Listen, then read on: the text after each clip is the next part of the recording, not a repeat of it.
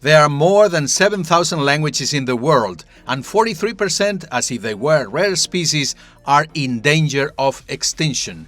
Before, religious orders tried to preserve them, but today some NGOs and public organizations are making an effort so that these languages do not disappear.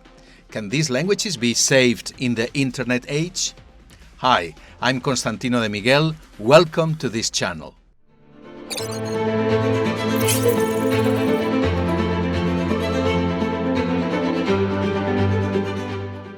Allow me a little bit of history.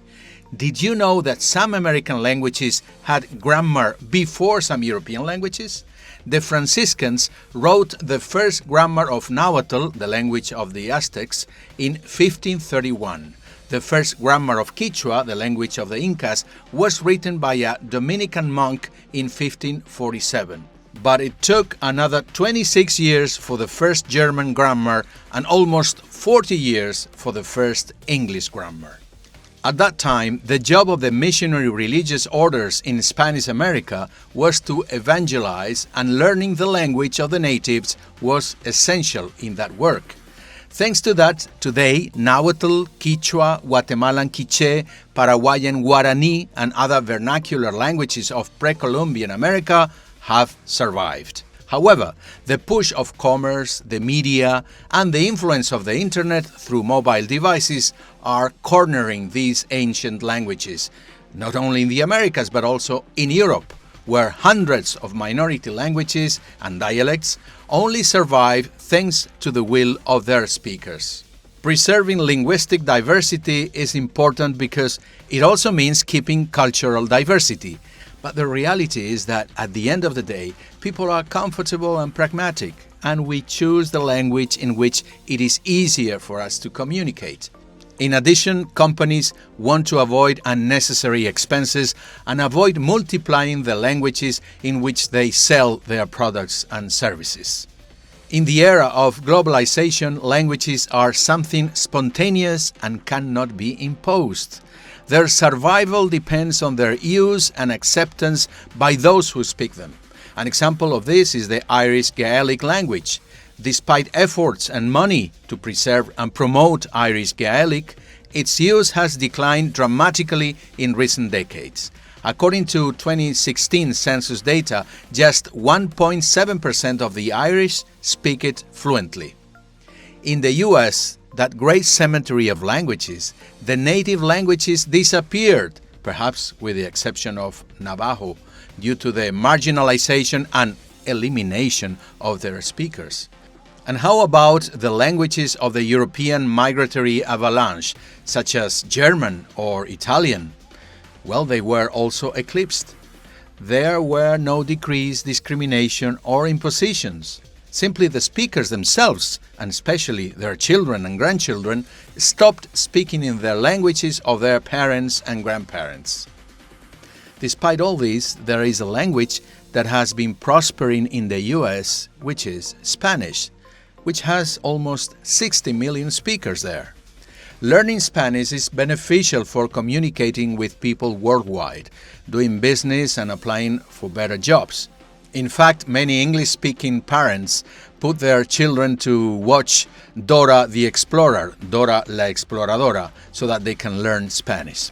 ¡Lo hicimos! We did it! But life is more than logic and practicality. We will feel more respected and receptive if someone speaks to us in our mother tongue. In addition, it is essential to capture the communications of our governments or the advertising messages of companies that want to sell us something. So preserving language diversity makes much political, commercial, and cultural sense. The United States Census Bureau even orders translations into 50 languages, many Asian, so that they can capture statistics on ethnic minorities in that country. TV channels in India broadcast over 20 languages to reach their diverse audiences. Marketing campaigns in Spain also include Catalan because millions of people speak it in Spain.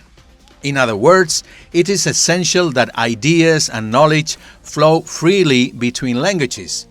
And from there, it arises the growing work of the language industry that of translators and interpreters, that of multilingual audio and video companies such as Prime Group. According to the consulting firm Common Sense Advisory, the sector of so-called language service providers could move $70 billion this year. But what about those languages that have no political or commercial interest? What about languages that will disappear when their last speakers die? Well, this is where organizations such as LivingTongues come into play, which fights to preserve these rare languages because it considers that language rights are human rights. LivingTongues works thanks to donations and the efforts of volunteers to create what they call living dictionaries, a multimedia tool that allows minority languages to survive.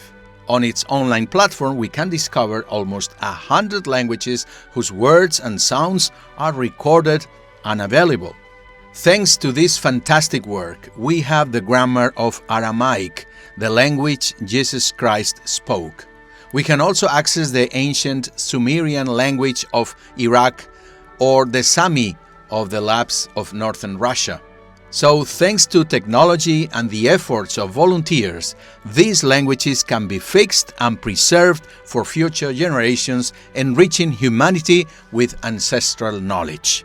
We can compare the noble work of LivingTongues to that of the missionaries who tried to preserve languages in a rudimentary way 4 centuries ago.